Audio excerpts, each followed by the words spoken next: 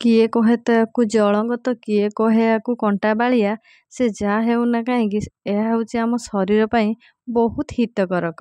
ଚାଲନ୍ତୁ ଆଜି ପ୍ରସ୍ତୁତ କରିବା ଏଇ ମାଛର ରେସିପି।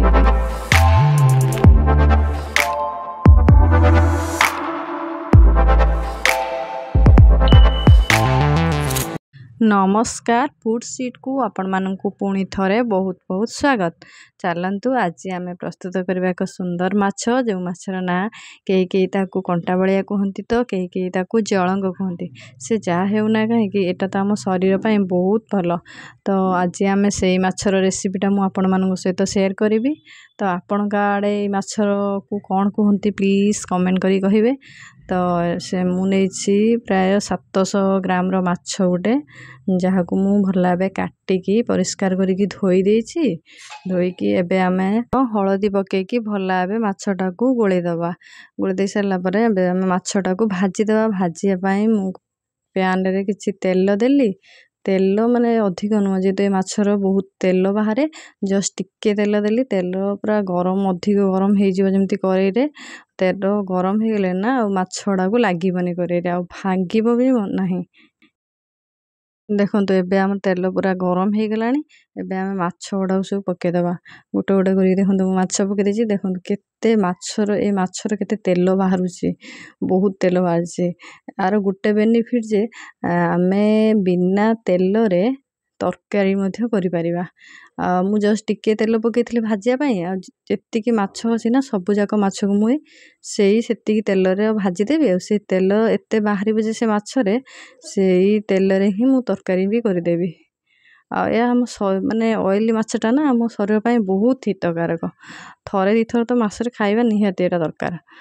देखंतु एबे हमर माछ गुड़ा हे गलानी। जेहेतु हम माछ तरकारी करिवि सेति भाई मु ताको मीडियम भाजिछि बेसी हार्ड करी नै।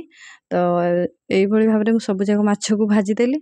तो एबे आमे मसला प्रस्तुत करिबा। देखंतु से करेई रे केति तेल बाहरिछि से सेम करेई रे जेति तेल बाहरिछि मु सेई तेल रे माछ तरकारी कर देबी।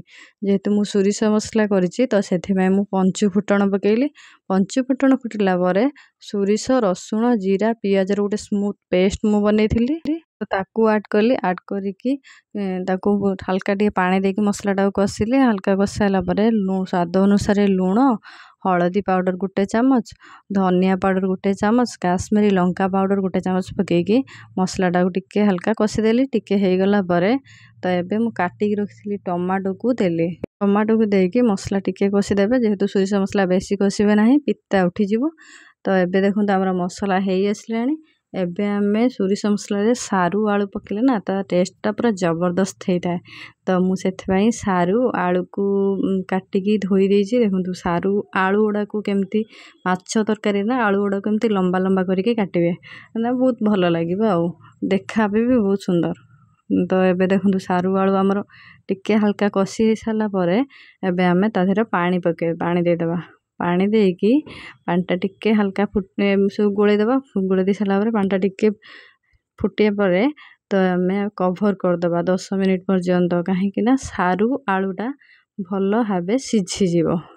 देखंतु सारू आलू भाबे हमर सिझी गलानी।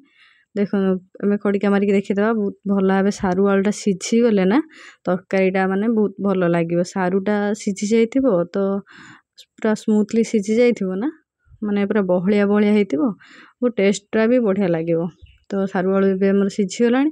तो एबे आमे कोन करिया ना जो माछ भाजी के रखिथिबा ता रखिथिली ताकू एबे ऐड कर दवा। माछ को पके दवा सब गोटे गोटे करिकी माछ को पकेकी ताकू 10 मिनिट पर्यंत ताकू फुटीबा को छाड़ी दवा। काइना पानीटा भल भाबे फुटी गले ना माछटा भल भाबे माने पूरा मिसी जीवो मसला पानी सहित मिसी गला परे ना तार स्वादटा टिके बहुत भल बाहरी। जेहेतु सारू पड़ीची आलू पड़ीची तार मिसी गले टेस्टटा तार गोटे जबरदस्त बाहरिबो। ଦେଖନ୍ତୁ ଏବେ ଆମର ମାଛ ପ୍ରସ୍ତୁତ ହେଇଗଲା। ମାଛ ତରକାରୀ ମାଛ ତରକାରୀଟା ତ ବହୁତ ବଢ଼ିଆ ଲାଗେ।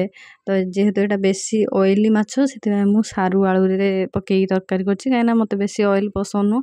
ଯଦି ଆପଣମାନଙ୍କୁ ମାନେ ଅଏଲ୍ ଖାଇବା ପାଇଁ ପସନ୍ଦ ତ ଏଗୁଡ଼ା ସବୁ ଆଡ଼୍ କରିବେନି, ଖାଲି ସେମିତି ମସଲା ଦେଇ କରିବେ ତ ଆହୁରି ବଢ଼ିଆ ଲାଗିବ। ଦେଖନ୍ତୁ ଏବେ ଆମର ହେଇଗଲାଣି ମାଛ ତରକାରୀ। ଆର ମାନେ ଫାଇନାଲି ଲୁକ୍ଟା ଦେଖନ୍ତୁ, ବହୁତ ସୁନ୍ଦର ଲାଗୁଛି, ବହୁତ ଟେଷ୍ଟ ବି ମଧ୍ୟ ବଢ଼ିଆ ଥିଲା। ମୁଁ ଲାଷ୍ଟରେ ଦୁଇଟା କଞ୍ଚା ଲଙ୍କା ପକେଇଦେଲି, କାହିଁକିନା କଞ୍ଚା ଲଙ୍କା ପକେଇଦେଲେ ନା ତା ଫ୍ଲେଭରଟା ବହୁତ ବଢ଼ିଆ ଆସିବ। କଞ୍ଚା ଲଙ୍କାର ଫ୍ଲେଭରଟା ବହୁତ ଭଲ ନା। ତ ଲାଷ୍ଟରେ ଧନିଆ ପତ୍ର ପକେଇକି ସର୍ଭ କରିନେବା। ଆକୁ ଆପଣମାନେ ଭାତ ସହିତ ଖାଇପାରିବେ, ରୁଟି ସହିତ, ପିଠା ସହିତ, ଯାହା ସହିତ ବି ଖାଇକି ଏନ୍ଜୟ କରିପାରିବେ। ମୁଁ କିନ୍ତୁ ଭାତ ସହିତ ଖାଇଛି, ଦେଖନ୍ତୁ ବହୁତ ଟେଷ୍ଟି ଥିଲା। ତ ଆପଣମାନେ ବି ଏମିତି ଥରେ କରିକି ଖାଆନ୍ତୁ ନା, ଦେଖିବେ ସୋରିଷ ମସଲା ଦେଇକି ବହୁତ ବଢ଼ିଆ ଲାଗିବ। ଯଦି ଆପଣମାନଙ୍କୁ ମୋ ଭିଡ଼ିଓଟା ଭଲ ଲାଗିଥିବ ପ୍ଲିଜ୍ ଲାଇକ୍ କରିବେ, ସାଙ୍ଗମାନଙ୍କୁ ସେୟାର କରିବେ, କମେଣ୍ଟ କରିବେ, ସବସ୍କ୍ରାଇବ୍ କରିବାକୁ ଜମା ବି ଭୁଲିବେନି ଯଦି ଭିଡ଼ିଓରେ ନୂଆ ଥିବେ। ଆପଣମାନେ ମୋର ଏହି ସୁନ୍ଦର ସୁନ୍ଦର ରେସିପି ଯଦି ଦେଖିବା ପାଇଁ ଚାହୁଁଥିବେ ପ୍ଲିଜ୍ କମେଣ୍ଟ କରିକି ମୋତେ ନିଶ୍ଚୟ କହିବେ। ମୁଁ ତାହେଲେ ଆପଣମାନଙ୍କ ସହିତ ଆହୁରି ବଢ଼ିଆ ବଢ଼ିଆ ରେସିପି ସେୟାର କରିବି। ରହିଲି, ନମସ୍କାର।